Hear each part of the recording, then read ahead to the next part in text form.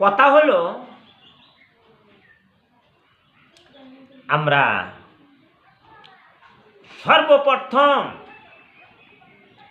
শক্তিশালী আল্লাহ তাবারক তাআলার প্রশংসা করব, শক্তভাবে আল্লাহর প্রশংসা করব। আলহামদুলিল্লাহ। তারপরে এই যে তাজদারে মদিনা হযরত মুহাম্মদের উপরে দুরূদ শরীফ পড়তে হবে, তাই আমরা দুরূদ শরীফ পড়তাছি সাল্লাল্লাহু আলাইহি ওয়াসাল্লাম। আমার বন্ধুরে, আমার মায়েরা, এই যে হাদিসগুলি পড়তাছি, নিশ্চয় হাদিসের গুরুত্ব আছে, মর্যাদা আছে। আজকে রমজান মাস, রমজান মাসের বিষয় বেশি হাদিস আমি বলতে পারলাম না। অনেক অনেক রাস্তা আমি নিয়েছি, অনেক বিষয় আমি আলোচনা করেছি, কিন্তু রমজানের বিষয় কিছু বলতে পারলাম না। তাও শেষমেশ একটা কথা বলিয়া দেই, বিশ্বর জমিনে কোটি কোটি অসংখ্য নারী বিশ্বর জমিনে আছে, অথচ তারা আল্লাহকে বিশ্বাস করিয়াছে, রোজাও থাকে, সবে কদর রাইতো জাগে, কিন্তু আপনাদের দোয়া আশীর্বাদে ছোট্ট সময়তে আমি দেখতেছি মানুষে কি করে সবে কদর রাত জাগে। কয় ভাই, সারা রাত জাগলাম, এত পড়াশোনা করলাম, সবে কদরে নামাজ পড়লাম, সব কিছু করলাম, কিন্তু সবে কদর পাইলাম না। তার মানে কোরআন হাদিসে বর্ণনা আছে, গাছ বৃক্ষ তরুলতা সব সেজদা করে, ওই সেজদার হাতে মানুষের সেজদা করতে হয়, কিন্তু অনেক মানুষে বলিয়া থাকে ভাই এত চেষ্টা করলাম সবই করতে পাইলাম না। আমি প্রশ্ন করলাম, জিজ্ঞাসা করলাম, ভাই তুমি সবে কদর পাইলে না, রাতে তুমি জাগছাও? বলে হ্যাঁ, আমি সারা রাত জাগছি। কয় তারিখে? আমি জিজ্ঞাসা করলাম কয় তারিখে তুমি জাগছাও? সে বলল আমি 27 তারিখে সারাটা রাতে জাগছি। তখন আমি বললাম, ভাই যান, সবে কদর দে পাইছে, সে নাও বলতে পারে, বলতেও পারে।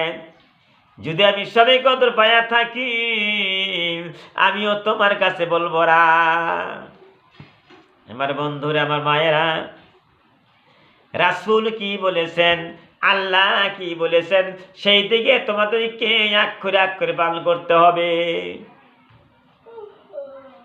আমার ভাইয়েরা, আমার বন্ধুরা, আমার মায়েরা, সবে কদর তুমি কেন পাইলে না?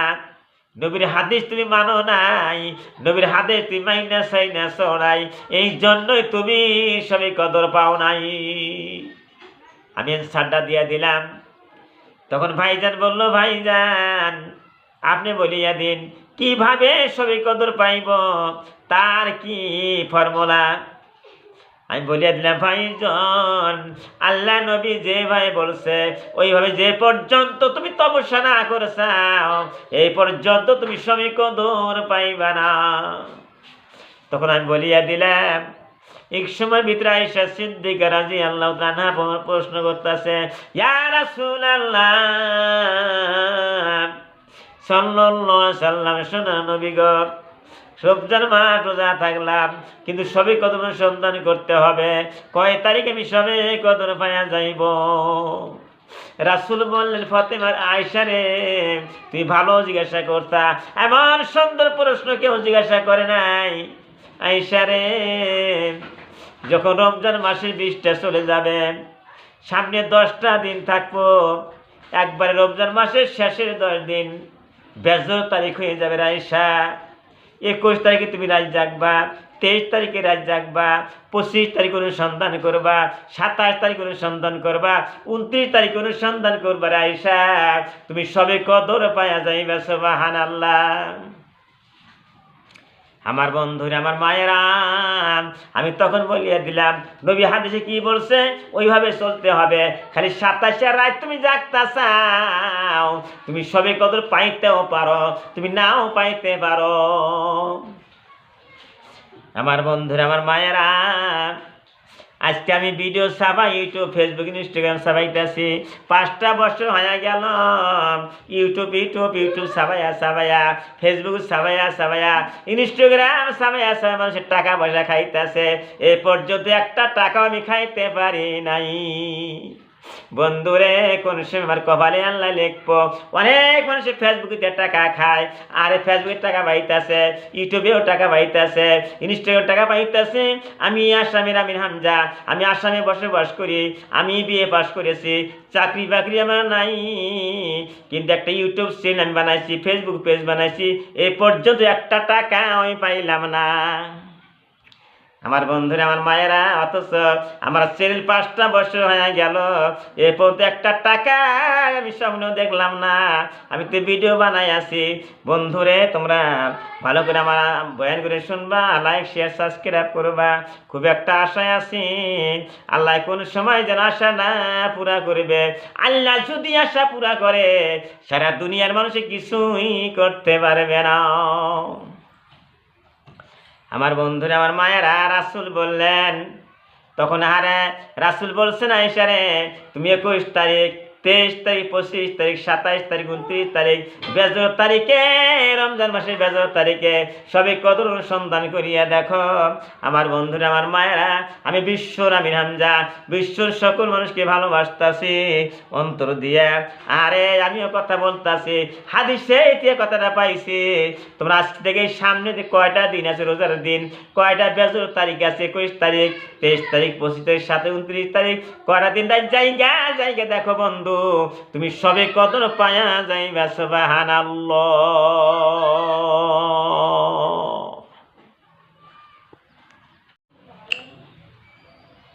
আলহামদুলিল্লাহ, আলহামদুলিল্লাহ, আলহামদুলিল্লাহ, সাল্লাল্লাহু আলাইহি ওয়াসাল্লাম।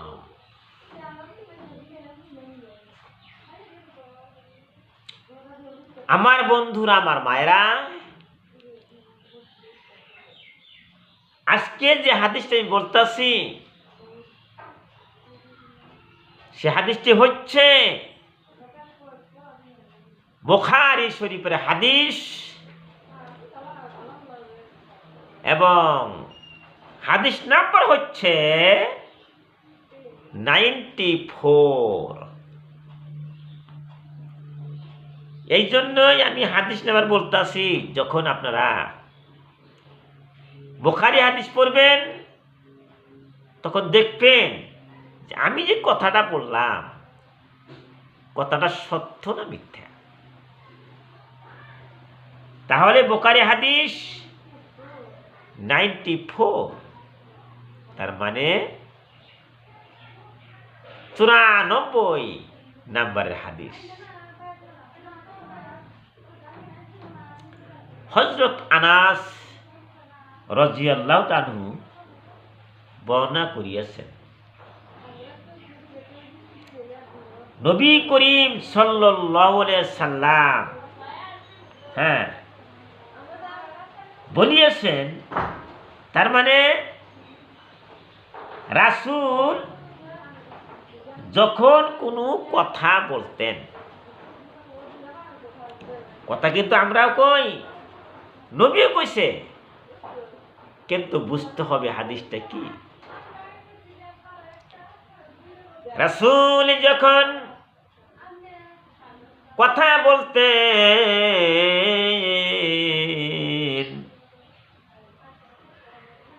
তা বুঝবার জন্য 3 বার বলতেন সুবহানাল্লাহ। তার মানে এমন কথা আমি বললাম আপনি বুঝতে কি পেরেছেন? যদি বুঝতে পারলেন, নাও তো বুঝতে পারেন। এই জন্য আমার নবী কোন একটা কথা 3 বার বলতেন, যাতে মানুষে খুব ভালো করে বোঝে। আর যখন কোনো গোত্রের নিকট যেতেন, তাদেরকে সালাম দিতেন। হয়তো বিশ্বনবী গোত্র কোন একটা কওমের কাছে গেল, কোন মানুষের একটা দলের মধ্যে গেল, তখন সালাম করতেন। সালামের উত্তর পাইল না, আমার রাসূল আবার সালাম করত। সালামের উত্তর পাইল না, আমার রাসূল আবার সালাম করত। এইভাবে 3 বার সালাম করত। বন্ধুরা, আমার মায়েরা, আমরাও সালাম করব। মানুষকে সালাম করলে শান্তি বর্ষণ হয়, ভিতরে শান্তি আসে।